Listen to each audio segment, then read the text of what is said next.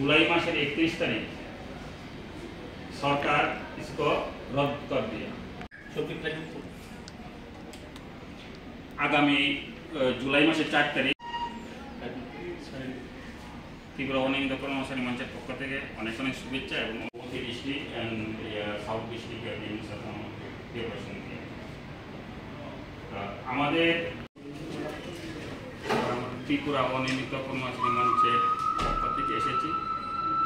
আমাদের অনিয়মিত কর্মচারীরা কাজ করছে এবং সরকারের আগামী 4 তারিখ জুলাইয়ের 4 তারিখ রাজ্যের মাননীয় মুখ্য সচিবের নিকট আমরা 7 দফা দাবি প্রদান করব। সেই উপলক্ষে আমরা রাজ্যের প্রতিটি জেলায় জেলা শাসকের নিকট ডেপুটেশন প্রদান করছি।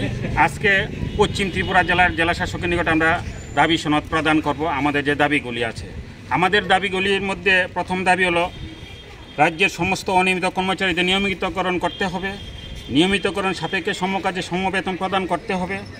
যে সমস্ত অনিয়মিত কর্মচারী অবসরে গেছেন তাদেরকে এককালীন 10 লক্ষ টাকা প্রদান করতে হবে। আংশিক সময়ের কর্মচারীদের পূর্ণ সময়ের অনিয়মিত কর্মচারী হিসেবে স্বীকৃতি প্রদান করতে হবে। অনিয়মিত কর্মচারীদের 10 বছর মেয়াদ শেষে নিয়মিতকরণের স্কিম পুনরায় চালু করতে হবে। নিয়মিতকরণ সংক্রান্ত স্কিম বাতিল করে প্রদত্ত অর্থ দপ্তরের 31শে জুলাই 2018-তে জারি করা সার্কুলার প্রত্যাহার করতে হবে। আজকে এই সব দাবিগুলি আমরা জেলা শাসকের নিকট আমরা প্রদান করব। কয়টা দাবি আপনাদের? আমাদের 6 দফা দাবি। আপনার পরিচয়টা? আমি ত্রিপুরা রাজ্যের অনিয়মিত কর্মচারী মঞ্চের যুগ্ম আহ্বায়ক শ্রী রতন দেবনাথ। ধন্যবাদ।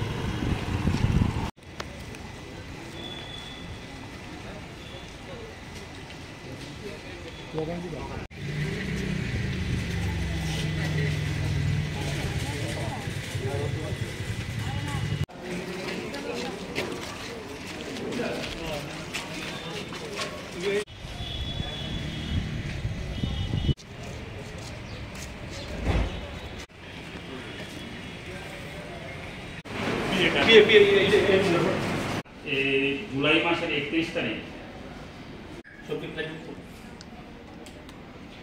आगामी त्रिपुरा अनियमित कर्मचारी डिस्ट्रिक्ट एंड साउथ डिस्ट्रिक्टेर त्रिपुरा अनियमित कर्मचारी मंचের আমাদের অনিয়মিত কর্মচারীরা কাজ করছে এবং আগামী 4 তারিখ জুলাইয়ের 4 তারিখ রাজ্যের মাননীয় মুখ্য সচিবের নিকট আমরা 7 দফা দাবি প্রদান করব। সেই উপলক্ষে আমরা রাজ্যের প্রতিটি জেলায় জেলা শাসকের নিকট ডেপুটেশন প্রদান করছি।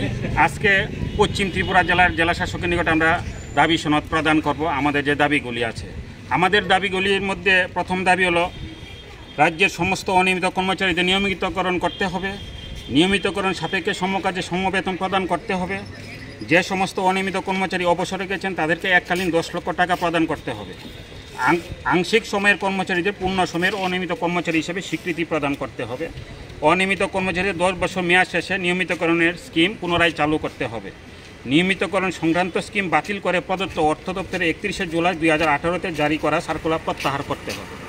আজকে এই সব দাবিগুলি আমরা জেলা শাসকের নিকট আমরা প্রদান করব। কয়টা দাবি আপনাদের? আমাদের 6 দফা দাবি। আপনার পরিচয়টা? আমি ত্রিপুরা রাজ্যের অনিয়মিত কর্মচারী মঞ্চের যুগ্ম আহ্বায়ক শ্রী রতন দেবনাথ। ধন্যবাদ।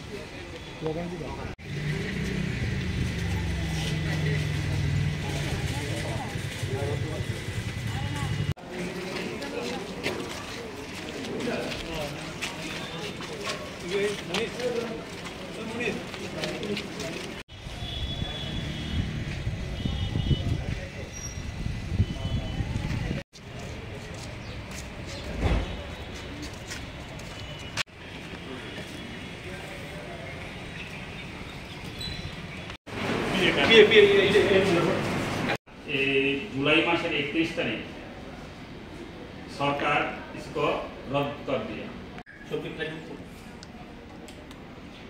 आगामी जुलाई मासेर 4 तारीख तीव्र अनियमित कर्मचारी मंचের পক্ষ থেকে অনেক অনেক শুভেচ্ছা এবং